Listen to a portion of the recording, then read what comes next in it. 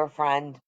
And hopefully, I'm streaming and I'm live and you get to watch it.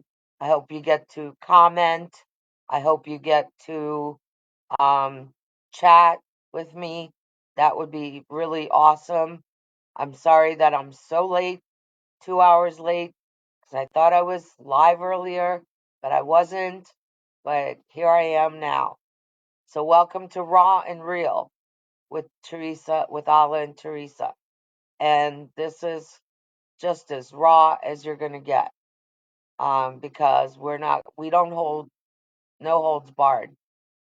So, with that said, talking about, have you been cheated on?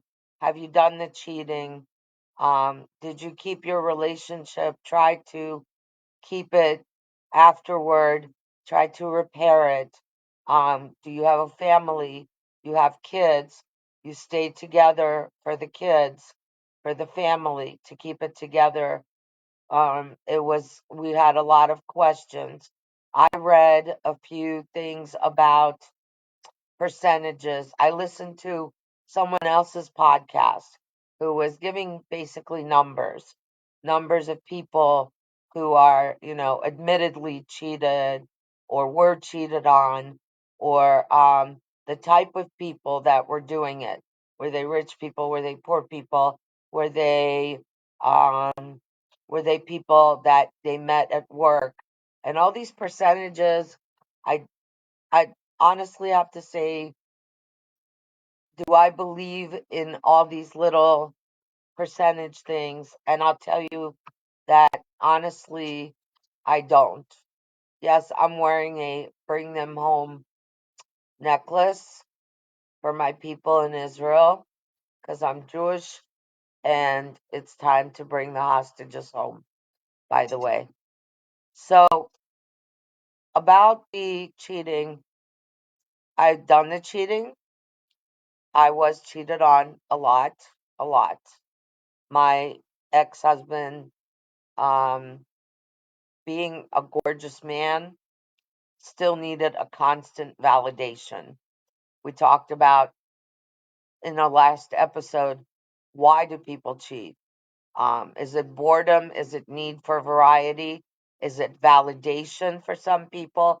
Even if they're beautiful, they need that constant validation. What's the reason people are out there cheating on their relationship? Or, for some people, it's something normal. I know that, like, if you have kids, send them out of the room.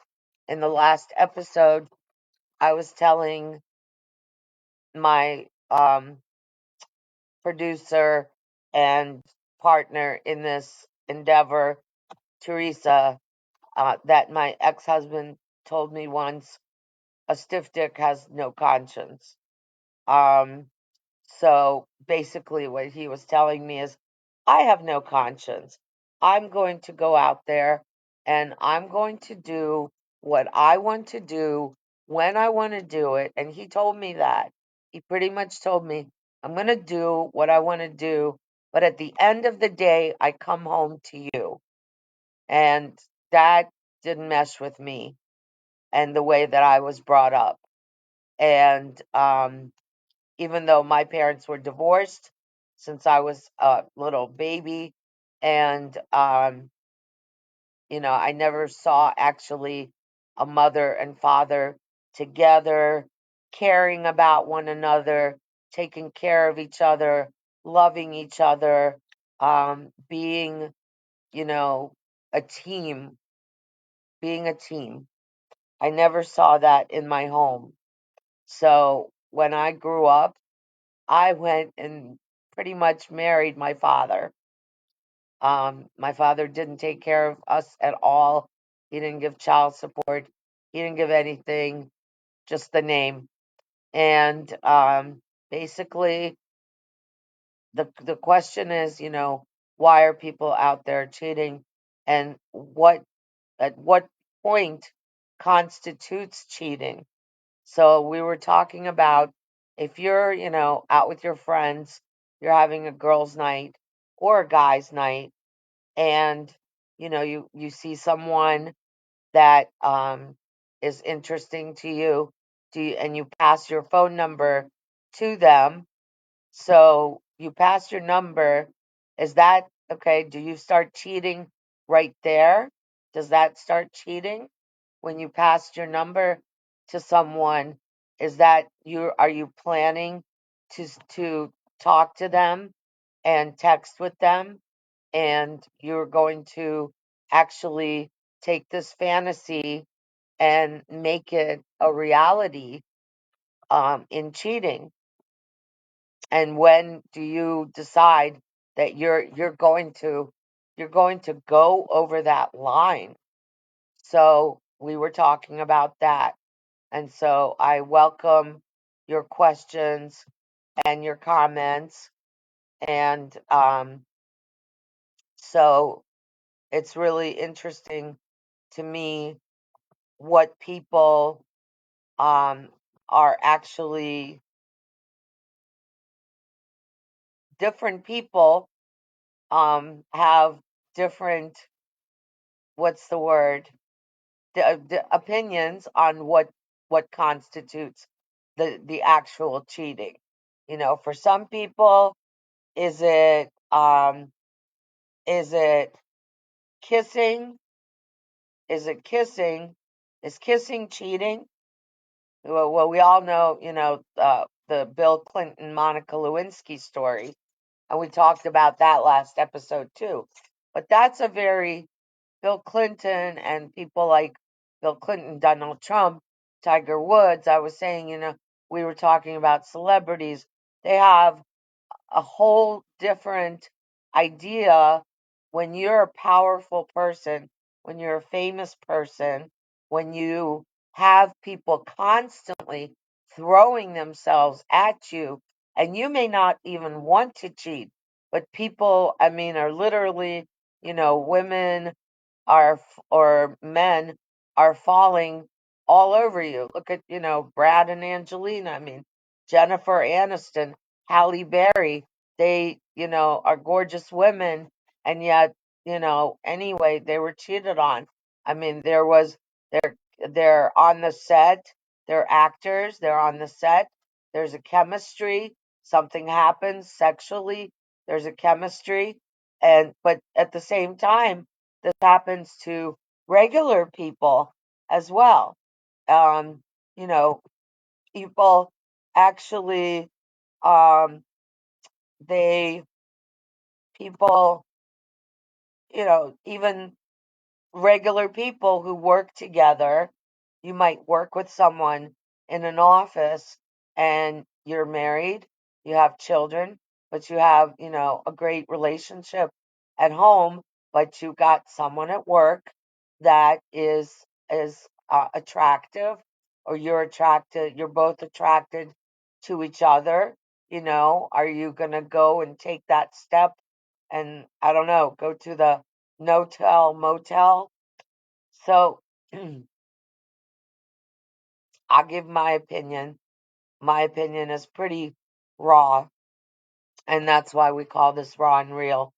My opinion is that, being from a background when I was once a stripper, and the way people behave differently when they are in a specific environment, when they're in a different, completely different environment. And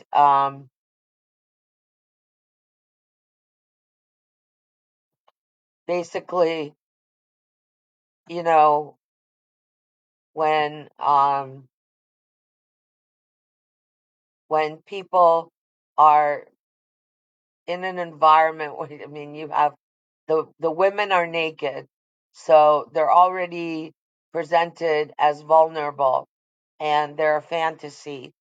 And the woman is there to be a fantasy, but there's obviously going to be guys who are going to try to take her home or try to pay for sex.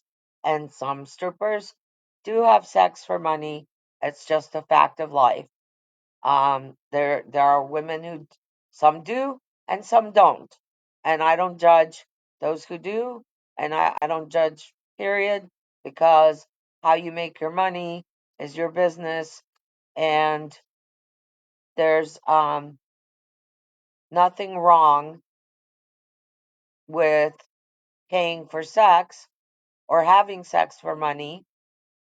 However, if you're, the person who's doing the paying and you have a family at home and you're spending that family budget on the sex, but, you know, I understand from a man's point of view that men need variety, and quite honestly, so do women. Um, I was told by my ex, hey, you don't want to eat spaghetti every night. So, yeah, I don't want to eat spaghetti every night either. So, but I think women take the relationships more seriously. I was telling my friend and producer partner Teresa when we were having the conversation in the previous episode that basically, I think, in my opinion, that when women cheat, they're already mentally done with the relationship. They're finished. And at least in my experience, and when I cheated on someone, that I was done mentally. I checked out already. I was finished, and I went and I cheated on someone, and yes, it hurt them, and we were in a committed relationship, but at the same time it was sliding downward and downward, and getting worse and worse. And I had, at the point where we stopped living together and I moved out, I got a place of my own, and I wanted to distance myself from that person. So when I cheated, it was already in my head that I was finished, and I should have ended the relationship. That was wrong of me. I should have ended the relationship before I went and cheated, not, got my own place and thought that maybe things will get better if we put some distance between each other. So I guess I'm going to pose the question to you guys. Um, so yeah, I am a writer. I'm writing a book about my life, and I talk a lot about the abusive marriage I was in, the stripping days, the crazy days and nights, sex, drugs, and rock and roll.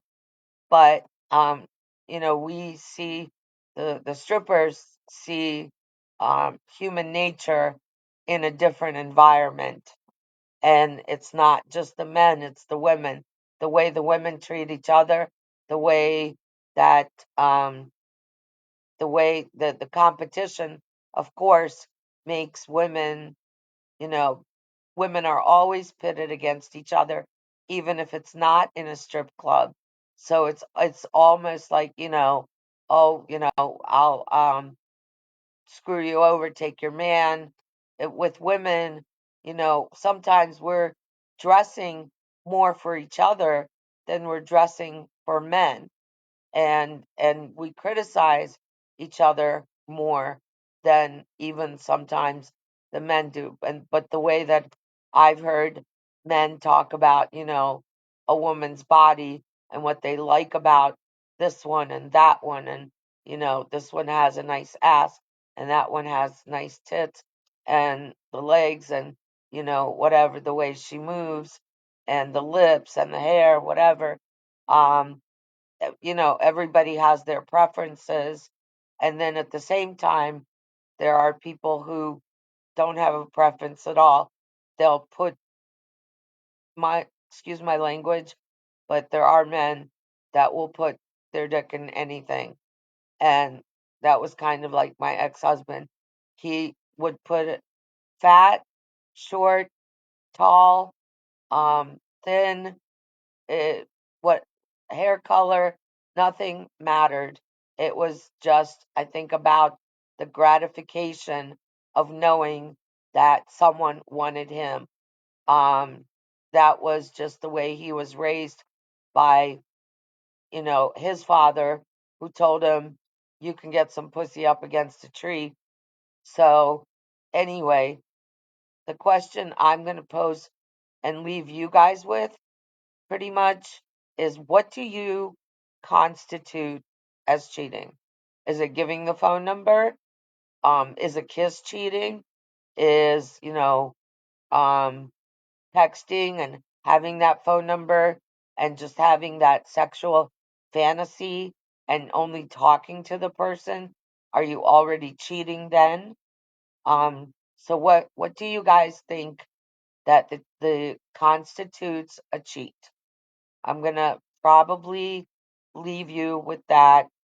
I'll tell you, a little bit about the way that I felt shitty when I had cheated on someone. I mean, I've done it more than once. I cheated on more than one person, but in the end, it felt crappy because I should have just broken it off. If you're gonna, in my opinion, if you're gonna cheat, and it's really hard, we talked about in the last episode, if a person decides to forgive the cheating and they stay and they want to keep a family together, it's very difficult for them because their trust is broken, but at the same time, they love the person and they want to keep their family together, but that trust is really hard to build back up. And if you can avoid that pain, it's hard. It's a hard road to come back from. Once the trust is broken, and to get that trust back from that person, it may take a very long time, and you have to be prepared for that. So, that's what I would like to leave you guys with, is your opinions, comments, um, anything where, be respectful in your answers, but, please don't. I know I said a couple curse words there, but, and hopefully you don't have kids, or the kids are out of the room and sleeping. But, you know, tell me what you guys think of the whole thing. You've been cheated on. You've done the cheating. Did you stay with the person? Did you break up before cheating? That's another good question, is you wanted to cheat, or you met someone else and you did the right thing by ending the relationship before going out there and actually doing something physical. And at what point, went through your mind, or at what point was your relationship that you said, okay, I'm bored. Either I'm bored, or this person doesn't treat me the way that I deserve, or I just met someone who I cannot stay away from. Maybe you met someone you just can't stay away from. There was a great show on HBO, excuse me, Showtime, called The Affair. I don't know if anybody watched it, but I was talking about in the other episode that it breaks, not only if you decide to leave the relationship and go to with that in a relationship with that next person, and you may have children with them, so you're starting a second family, and then your first family ends up suffering due to that. You are creating a whole nother family with a new person. So that's another thing that I want to leave you guys with. And so I appreciate you watching and all the support, the follows, anyone that subscribes to my channels. Thank you. Love you. God bless you. I know everybody needs to go to sleep, get some rest. I'm sorry I'm so late. This is all new to me, the streaming, but I appreciate your support and thank you for watching, listening. You're awesome, and I appreciate you a lot for being here and either listening or watching. This will probably get uploaded to maybe Spotify, or my YouTube channel is at Alla ALLAKAP 1703 YouTube. So I wish you the wonderful night and thank you for all the support.